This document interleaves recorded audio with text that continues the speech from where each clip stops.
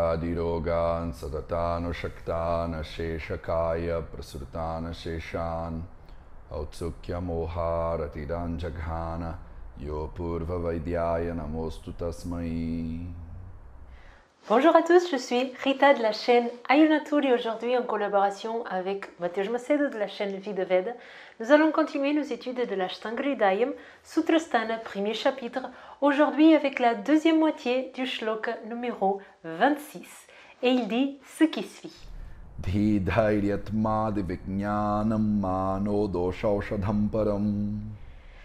Alors, on est dans le shloka numéro 26 et on est encore dans le début. Dans ce shloka, on va parler de tout ce qu'on peut comprendre comme la psychologie ayurvédique. Et donc ce shloka, il est assez petit et il devrait être très clair, mais en fait, il y a beaucoup de confusion dans le monde de l'ayurveda reliée à ce shloka et aux notions qu'on va voir aujourd'hui. Donc, on va voir mot par mot. Di dhairya atmadi vijnanam mana dosha aushadham.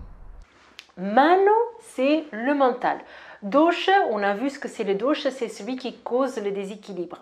Donc, dans ce shloka, on dit qu'à partir du moment qu'il y a un déséquilibre un déséquilibre au niveau du mental, aushadam, il y a un remède. Aushadam, c'est remède.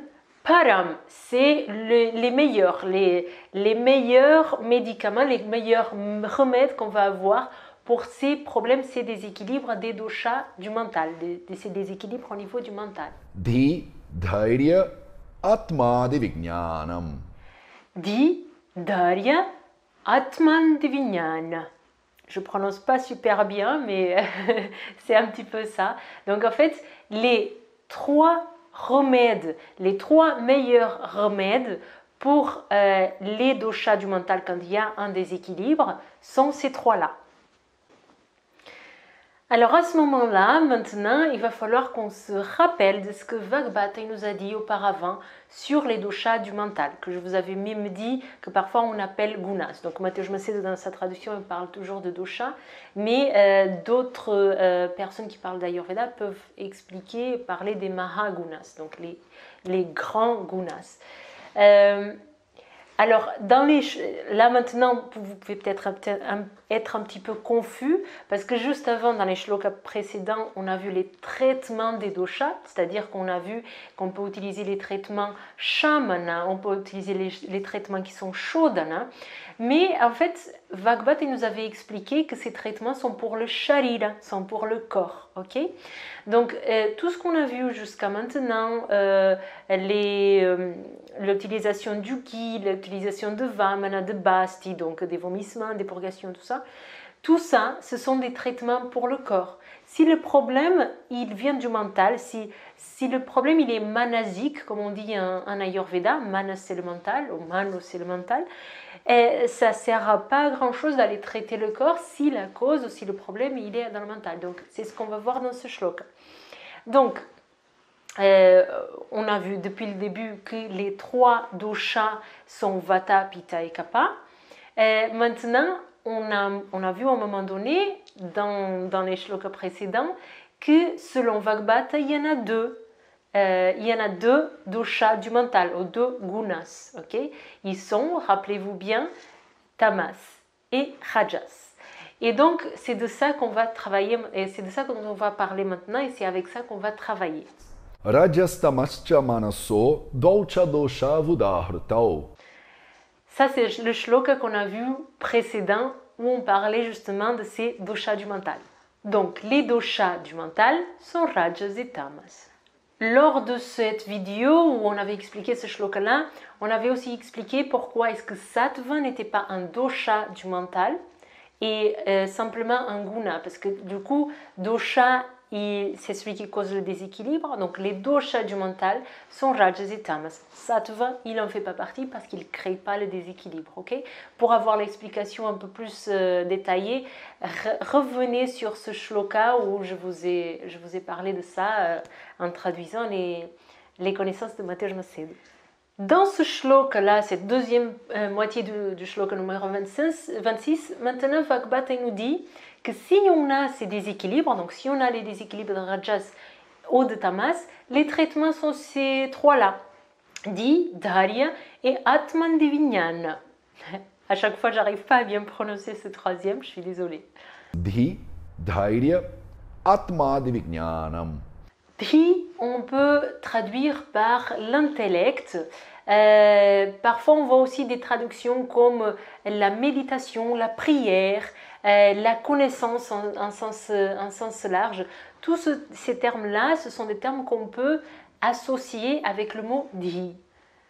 Dhi fait aussi partie d'une des trois parties du mental. Donc là, on ne va pas rentrer en détail, mais par exemple, dans la Charaka Samhita, dans le Sharirasthana premier chapitre, Charaka il explique très bien ces trois concepts et du coup c'est quelque chose qu'on va encore parler et reparler. Donc n'ayez pas peur, on va encore creuser un petit peu tous ces concepts, mais voilà, ayez juste cette notion de que Dhi est aussi une des trois parties du mental. Donc dans ce contexte ici, Dhi c'est quoi? Dhi c'est un remède, un traitement des doshas du mental. Donc ça veut dire quoi? Ça veut dire que l'intellect, la connaissance, la compréhension d'une chose, la prière, la méditation, toutes ces choses-là qu'on peut traduire, qu'on peut utiliser pour traduire le mot Dhi, ça va être des remèdes pour les doshas du mental. Okay? Vous voyez comme c'est intéressant? Donc si à un moment donné une personne a un déséquilibre mental qui est relié donc à Rajas ou à Tamas, un des mécanismes pour solutionner ces problèmes-là, c'est la compréhension de ce qui se passe, l'intelligence, c'est la prière, c'est la méditation. Par exemple, peut-être que la personne est là, ces deux doshas du mental déséquilibrés, parce qu'elle a une certaine difficulté à comprendre la réalité telle qu'elle est de façon objective. Donc forcément, une des solutions pour ce problème, ça va être la compréhension de la réalité telle qu'elle est. Dhairya, c'est la persévérance. J'ai toujours du mal à dire ce mot en français. C'est cette capacité à rester dans un endroit et tenir. C'est la patience, la persistance. C'est ce fait de résister, de rester dans un endroit. Donc avoir de la patience, avoir de la persévérance, c'est une grande qualité qui va aider à équilibrer les doshas du mental, qui va aider à apaiser Rajas et Tamas. Donc par exemple, une situation où une personne, elle est très, ce qu'on dit, rajasique, donc ça part dans tous les sens, elle est énervée, etc. Donc on va inviter cette personne à faire des mouvements, des équilibres, de relaxation, de calme, de s'allonger, voilà, de calmer un petit peu tout ça. Et ça va permettre de calmer donc le dosha mental Rajas. Ok? Et puis on a la troisième façon d'agir sur les doshas du mental, c'est Atma Divinyanam.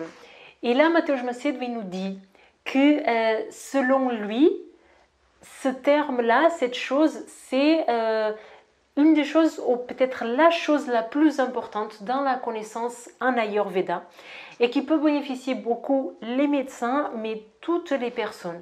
Et il explique comme dans la Charaka Samhita, encore une fois dans le Sharirasthana, dans le premier chapitre, Charaka il explique très très très bien cette chose qui est le Atma Divinyanam, et ça va vraiment très en profondeur, et Mateusz Macedo nous dit que c'est un des chapitres les plus profonds et les plus intéressants de la Charaka Samhita et de la connaissance en Ayurveda.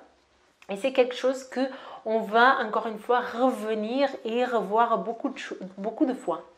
Atma, c'est une expression, un mot qui crée beaucoup de confusion. Pourquoi? Parce que Atma, c'est un terme qui a été utilisé et reproduit par beaucoup de religions différentes. Et du coup, une des traductions possibles pour le mot Atma, c'est âme. Mais du coup, si on va parler de âme, si une personne me demande, Rita, qu'est-ce que c'est Atma? Je vais lui dire, c'est l'âme.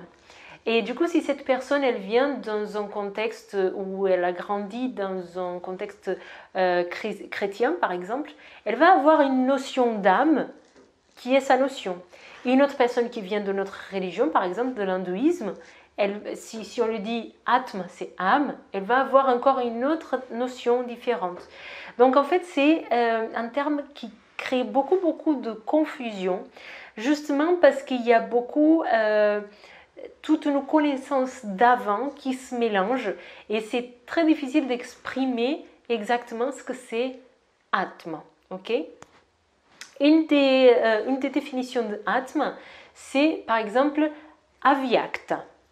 Avyakta en sanskrit, donc Vyakta c'est quelque chose qu'on peut voir, Avyakta c'est quelque chose qu'on ne peut pas voir. Donc Atma c'est Avyakta, on ne peut pas le voir.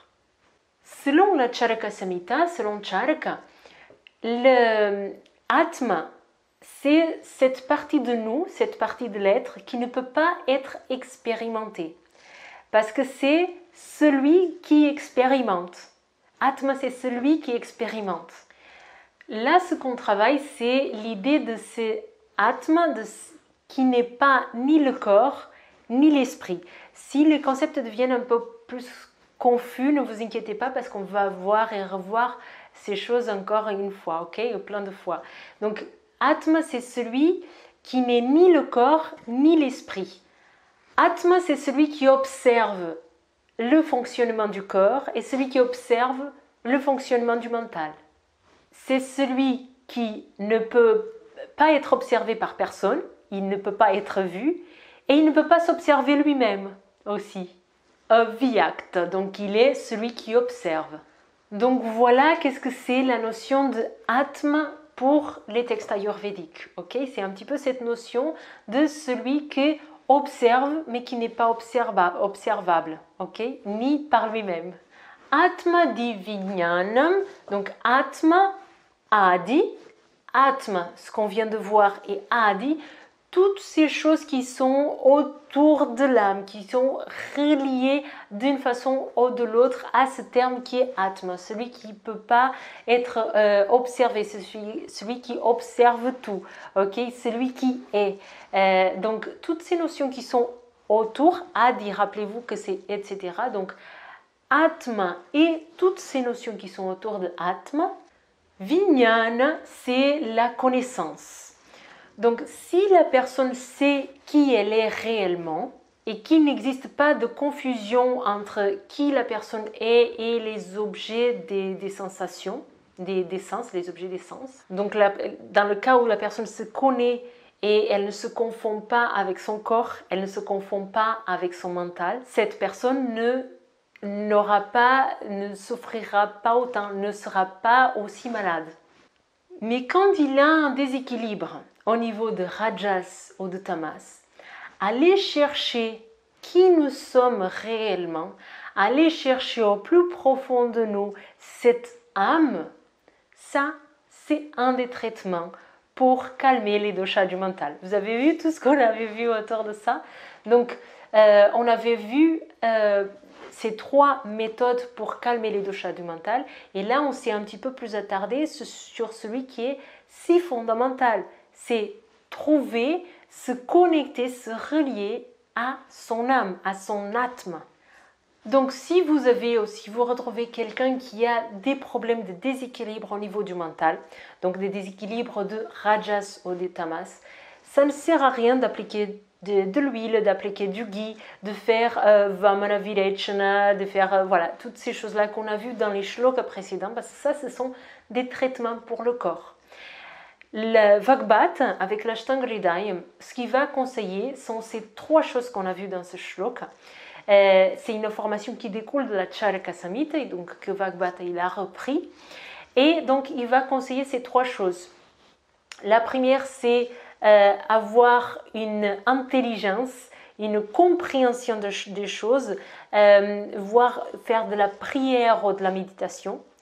Deuxième, avoir de la patience, de la persévérance. Je m'excuse encore si je ne prononce pas bien ce mot en français. Et puis la troisième, c'est aller en profondeur pour connaître, pour aller à la rencontre de qui vous êtes vraiment, de votre atma. Ça, ce sont les 3 traitements donc, pour calmer les doshas du mental, rajas et tamas. Charaka Samhita, il explique que beaucoup de maladies, parfois il dit même toutes les maladies, elles viennent de cette confusion, de cette problématique, cette confusion d'identité finalement, cette confusion de savoir qui nous sommes réellement. Si vous ne comprenez pas que vous êtes avyakta, que vous êtes celui qui observe tout ce qui se passe, peut-être que vous vous confondez avec les objets, avec les matériaux des sens. Si vous vous identifiez beaucoup avec votre corps par exemple, à un tel point que si votre corps subit un problème, vous croyez que vous subissez ce problème. Si vous avez une identification telle avec votre corps que vous croyez que vous êtes votre corps, là, forcément, vous aurez des problèmes de manas, les problèmes au niveau de votre mental, ok? Selon la compréhension en Ayurveda, bien sûr. Mateusz Macedo, là, dans ce contexte, il nous donne un bel exemple et il dit par exemple une personne qui s'identifie beaucoup à son corps et qui est très belle. Donc elle pense d'elle-même qu'elle est quelqu'un de très belle. Et puis cette personne, elle va vieillir et dans la vieillesse, elle va faire une dépression parce que cette notion de beauté, elle ne l'a plus dans le 3e âge et du coup, elle s'est tellement identifiée au corps que du coup, elle croit qu'elle-même, elle n'est plus belle parce qu'elle s'identifie au corps qui, lui, n'est plus aussi beau qu'elle puisse l'entendre. Donc dans cet exemple-là, il a une confusion très claire entre ce qui est le corps et ce qui est moi, le je. Donc quand on comprend qu'on est avyakta, on est celui qui observe.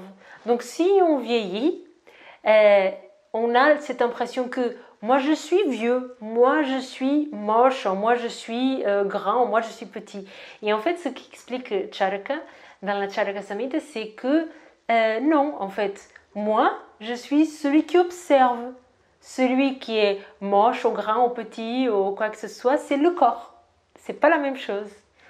Si la personne s'identifie beaucoup avec son mental et que son mental, il oscille, c'est-à-dire à un moment, la personne elle est heureuse, à un moment, la personne elle est triste. Au moment qu'elle est heureuse, elle va se dire « je suis une personne heureuse ». Au moment qu'elle est triste, elle va dire « je suis triste ». Et si le mental il oscille beaucoup, il est très variable comme ça, et que la personne elle a une telle confusion à croire qu'elle est son mental, la propre personne, elle va osciller, elle va varier avec le mental et suivre toutes ces vagues. Vous voyez? Et tout ça parce qu'il y a cette identification et il y a ce manque de compréhension de que cette personne, elle est avyakta. Cette personne est celle qui observe. Elle n'est ni son mental, ni son corps. Donc, à partir du moment que les doshas du mental, donc rajas et tamas, sont déséquilibrés et que vous faites ce travail d'observer et de comprendre que vous êtes avyakta et de chercher qui vous êtes vraiment au plus profond de vous, qui est votre âme, comprendre que vous êtes un observateur, que vous n'êtes ni votre corps, ni votre mental, que vous n'êtes pas votre compte Instagram, votre compte Facebook, que vous n'êtes pas votre compte bancaire, que vous n'êtes pas votre voiture, que vous n'êtes pas votre maison. À partir du moment que vous comprenez ça, les doshas du mental, ils vont s'équilibrer, ils vont devenir dans un état de meilleure santé automatiquement. Vous voyez comme ce shlok, il est si petit mais tellement intéressant et avec tellement de contenu pertinent.